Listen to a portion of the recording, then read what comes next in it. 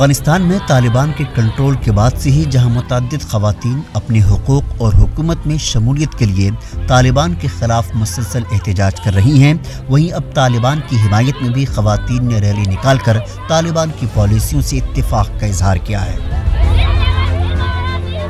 ان خواتین کا کہنا ہے کہ وہ ایسی بے پردہ خواتین کے خلاف ہیں جو کابل کی سڑکوں پر احتجاج میں خود کو افغان خواتین کی نمائندہ قرار دیتی ہیں۔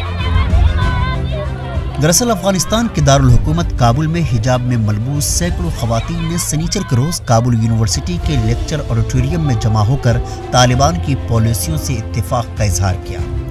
اس موقع پر تمام خواتین نے مختلف پلے کارڈز اور طالبان کے سفید جھنڈے بھی تھامے ہوئے تھے۔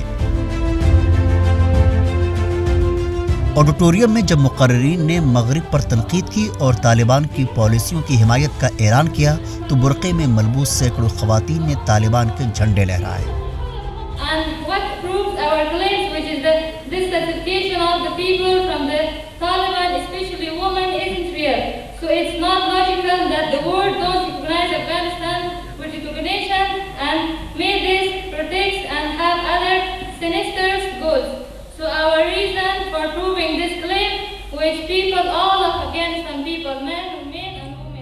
خواتین نے کہا کہ طالبات اگر تعلیم حاصل کرنا چاہتی ہیں تو انہیں مکمل طور پر حجاب میں رہنا چاہیے۔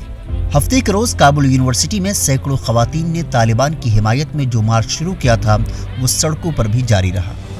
طالبان کے محکمہ تعلیم نے کہا ہے کہ خواتین کو یونیورسٹی جانے کی اجازت ہوگی، لیکن صنفی بنیاد پر کلاسز علیحدہ ہوں گی یا کم از کم درمیان میں پردہ ڈال کر کلاس میں لڑکوں اور لڑکیوں کو علیحدہ تعلیم دی جائے گی اور لڑکیاں حجاب ضرور پہنیں گی۔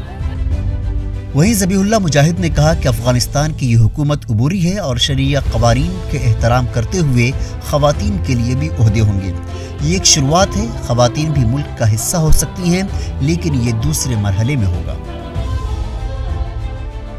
افغانستان پر طالبان کے کنٹرول کے بعد سے ہی متعدد خواتین کی جانب سے اپنے حقوق اور حکومت میں شمولیت کے لیے کابل اور ہرات میں مظاہرے کیے گئے۔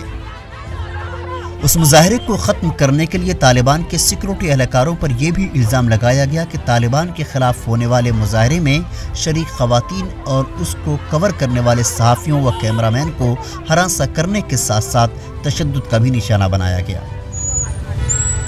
وہیں اب ملک میں احتجاج کرنے کے لیے پیش کی اجازت لینا لازمی قرار دیا ہے، جس میں کم از کم 24 گھنٹے پہلے احتجاج کی تفصیلات حکومت کے سامنے پیش کرنی ہوگی۔